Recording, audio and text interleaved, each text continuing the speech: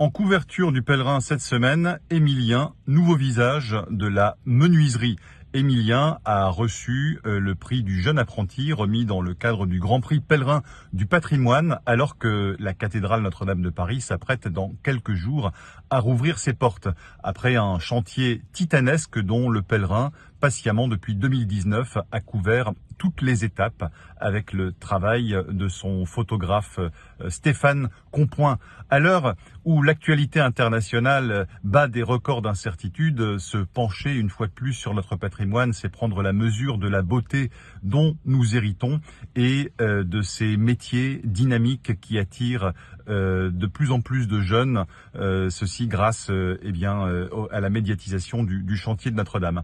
Donc le Pèlerin et les Amis en Lumière, il en est très fier et il a aussi pu, lors de cette cérémonie de remise des prix, constater à quel point ce prix aide ces jeunes à avancer dans leur carrière. Un beau message d'espérance à l'approche de l'Avent.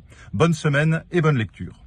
La mythique course du Vendée Globe fait la une de Famille Chrétienne cette semaine, alors qu'une quarantaine de skippers ont pris le large pour un tour du monde de 2 mois en solitaire, sans escale. Nous décryptons le succès grandissant de cette course à la voile auprès de terriens en quête de grand large. En alliant le défi sportif et l'engagement social, plusieurs skippers embarquent sur des bateaux aux couleurs de bonne cause et ils nous confient ce qui les fait courir. À l'approche de la réouverture de Notre-Dame, l'archevêque de Paris revient pour Famille Chrétienne sur le chantier qui a permis sa restauration durant 5 ans et il défend la nouvelle disposition et le mobilier intérieur de la cathédrale. Au cœur du magazine, enfin, il est question du Christ roi dont on célèbre la solennité ce dimanche. La sortie de 2 essais théologiques stimulants nous aide à retrouver la conscience du royaume de Dieu. Bonjour, France catholique fait sa une cette semaine sur Marie dans le plan de Dieu, plus précisément sur la définition du dogme de l'Immaculée Conception, dogme proclamé il y a 170 ans, le 8 décembre 1854. L'Église cependant n'a pas attendu ce moment pour considérer la Vierge Marie comme exempte de tout péché. Alors l'historienne Anne Bernet vous explique que c'est un long travail de maturation à travers les siècles, inspiré par l'Esprit Saint. Et puis dans France catholique également, vous découvrirez un article sur le lien entre la fête du Sacré-Cœur et celle du Christ roi qui est célébrée cette année le 24 novembre. Place à l'actualité, bien entendu, avec le voyage du pape en Corse, les coulisses de la visite et l'interview d'un membre de l'association de SOS Calvaire à qui a été commandé le mobilier liturgique pour ce grand moment du 15 décembre. Enfin, comme chaque semaine, la découverte d'un saint d'un diocèse, halte à Amiens, où le premier évêque, Saint Firmin, fut décapité au IVe siècle à cause de son zèle évangélique. France catholique sur abonnement et sur france-catholique.fr.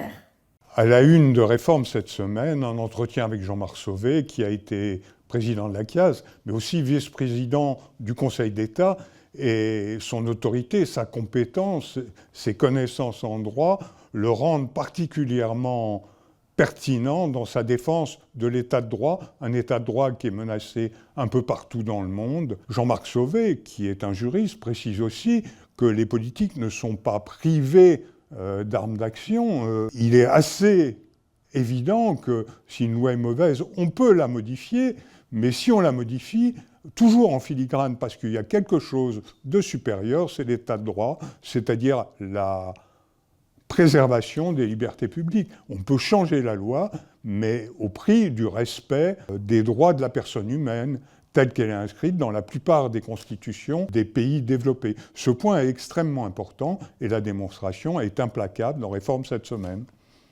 Bonjour à tous, lire et faire lire. Cette semaine, à l'occasion du 40e Salon du Livre Jeunesse à Montreuil, l'hebdomadaire La Vie a rencontré des auteurs, des éditeurs et des chroniqueurs qui s'adressent aux lecteurs en herbe. Comment suscite-t-on l'envie de lire chez les jeunes? Comment leur ouvre-t-on ce monde fascinant alors qu'on constate tous les jours? Les Français lisent de moins en moins et sont souvent perdus parmi une offre pléthorique. Nous avons conçu ce numéro comme un guide avec des conseils de lecture pour faire aimer la lecture aux plus jeunes, les grandes tendances actuelles et puis une merveilleuse rencontre avec Jean-Philippe Arouvignaud et Astrid Desbordes, écrivain jeunesse à succès. Ce numéro de La Vie est à retrouver comme chaque semaine sur notre site internet, en kiosque et sur notre application mobile. Bonne semaine à tous.